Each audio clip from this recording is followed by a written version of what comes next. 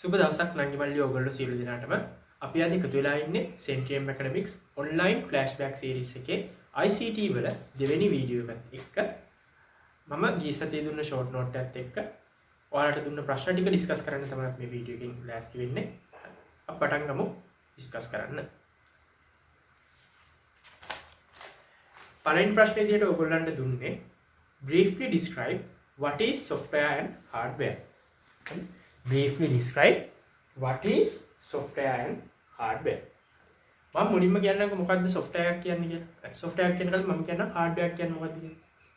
hardware කියලා කියන්නේ අපි computer එකක් ඇතුලේ අපිට physically අල්ලන්න පුළුවන් දේවල් නැත්නම් components වලට. ඒ කියන්නේ computer එකක් ඇතුලේ හැදිලා තියෙන motherboard එක, RAM එක, hard disk එක, එහෙම නැත්නම් ඇතුලේ තියෙන power unit එක.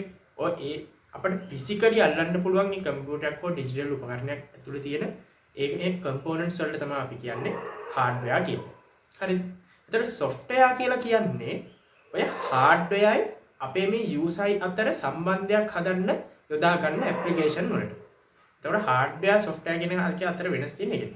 hardware කියන්නේ අපිට physically අල්ලන්න පුළුවන් දේවල්. හැබැයි physically අල්ලන්න පුළුවන් වුණා කියලා අපිට computer එක පාවිච්චි කරන්නවත් අපිට ඒකේ වැඩ කරන්නවත් බෑ.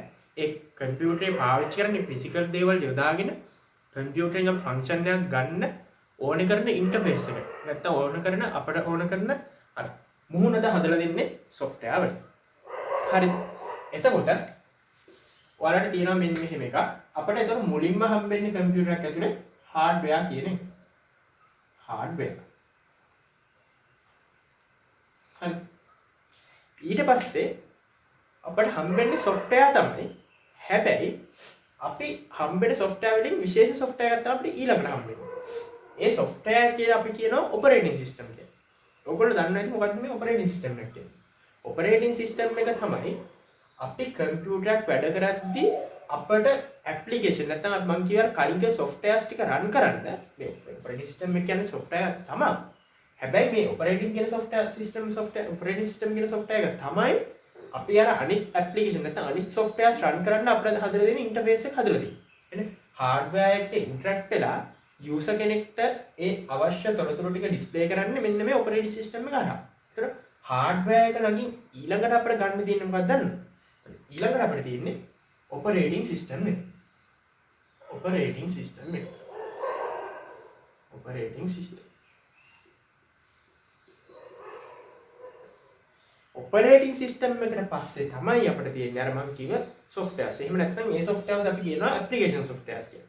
يعني ඒවා තමයි අපේ එදිනදා වැඩ කරන කියන්නේ Excel, Word, එහෙම නැත්නම් Microsoft Office සම්පූර්ණ package එක. ඒ වගේ අපිට වැඩ කරන්න අවශ්‍ය කරන application softwares ටික run වෙන්නේ මෙන්න මේ operating system. නැත්නම් මේ system software කියන එක යටතේ. එතකොට මේකට උඩින් අපිට ඊළඟට එකක් කියනවා මොකද්ද? application softwares කියලා. application software. මේ ඔක්කොගෙම වැඩේ ගන්න කවුද? එයා තමයි අපි එහෙම නැත්නම් user. එතකොට මෙහෙම තමයි computer එක hardware software කියන එක බෙදලා තියෙන්නේ. මම හිතනවා ඔයාලට idea එකක් එන්න ඇති කියලා. අපි යමු ඊළඟ ප්‍රශ්නෙට. ඊට මට මේව අහන්න දෙන්න.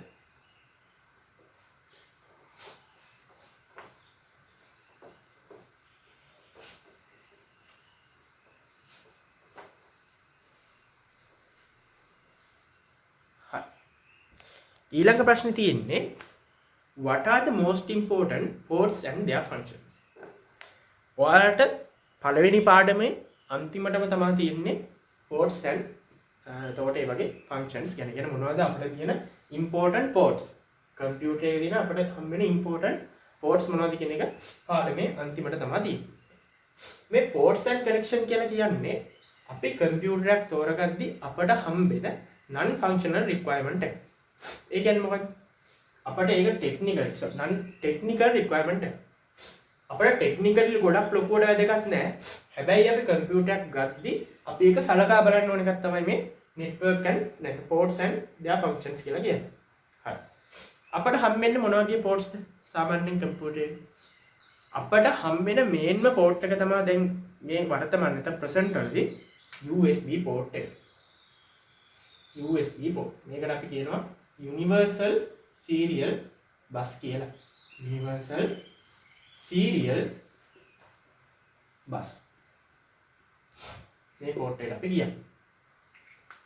හේතුව තමයි දැනට කම්පියුටර් එකට අපිට externally set කරන්න පුළුවන්. externally port කරන්න පුළුවන් ගොඩක් උපකරණ, ගොඩක් devices අපි කම්පියුටර් එකට connect කරන්න මෙන්න මේ USB port එක හරහා.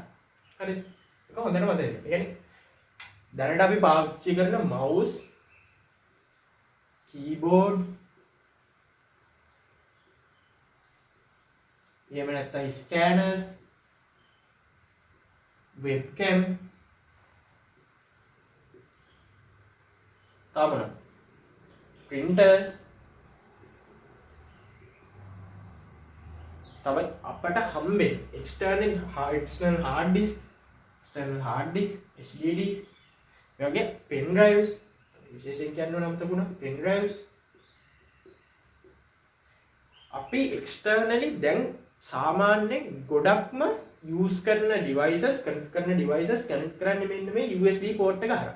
හේතුව මේ port එකේ දෙන input speed එක වැඩි. මේ ගොඩක් ඒවට ඉස්සර මේවට පාවිච්චි වුණා එක විශේෂ ports. ඒ කියන්නේ mouse keyboard වලට පාවිච්චි වුණා PS2 PS1 කියලා ports දෙක. එතකොට scanners වලට වෙනම charger එකක් තිබ්බා ඉස්සර.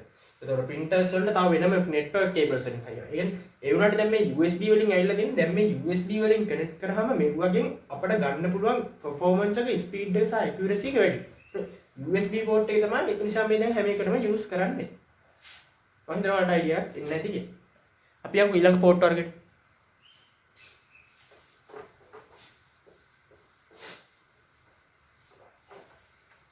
ඊළඟ විශේෂ port එකක් තමයි network port කියලා කියන්නේ. network port.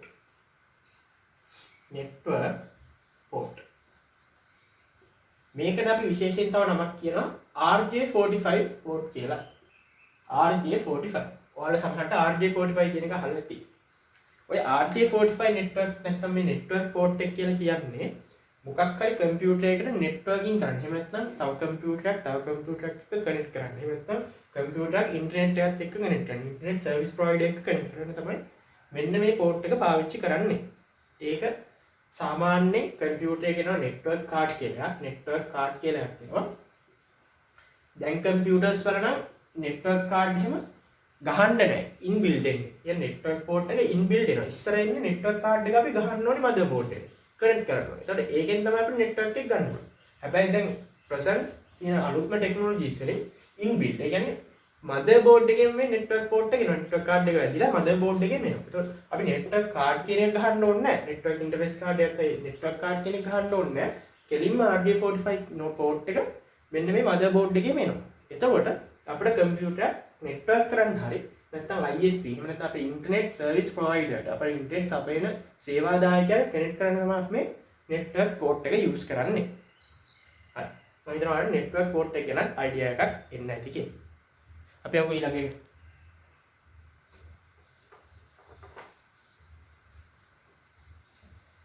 ඊළඟ port එක තමයි විශේෂ port එකක් තියෙනවා. HDMI port. HDMI port.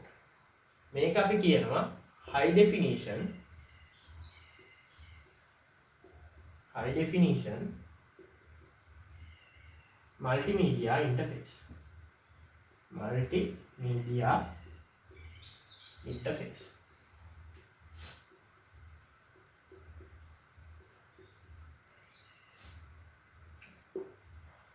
අපි මෙන්න මේ HDMI port එක පාවිච්චි කරන්නේ කම්පියුටරෙන් දෙන වීඩියෝ සහ ඔඩියෝ අවුට්පුට් එකක් ගන්න.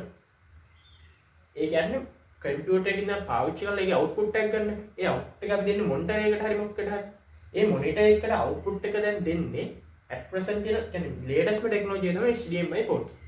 ඉස්සර තිබ්බ VGA port කියලා මම VGA port එක කියලා short note එකෙන් දාලා ඇති කියලාත් ඇති. VGA port එකෙන් හැබැයි දෙන්න පුළුවන් පොඩි අවාසියක් තියෙනවා. ඒකෙන් දෙන්න පුළුවන් වීඩියෝ විතරයි අපට අවුට්පුට් එකක් තියෙන්නේ. ඒ කියන්නේ ඇනලොග් සිග්නල් එකක් විතර. හැබැයි දැන් මේ HDMI port එකෙන් අපිට වීඩියෝ එකයි ඔඩියෝ එකයි දෙකම අවුට්පුට් එකක් විදිහට දෙන්න පුළුවන්.